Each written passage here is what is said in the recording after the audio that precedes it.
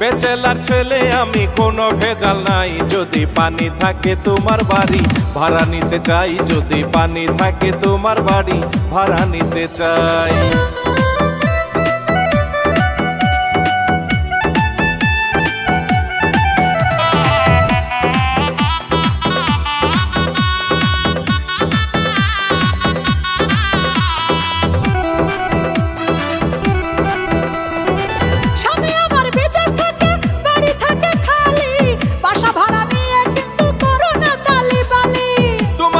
চতুর্পাশে যদি থাকে পরিষ্কার, এমন একটা বাসা কিন্তু এখন আমার খুব দরকার।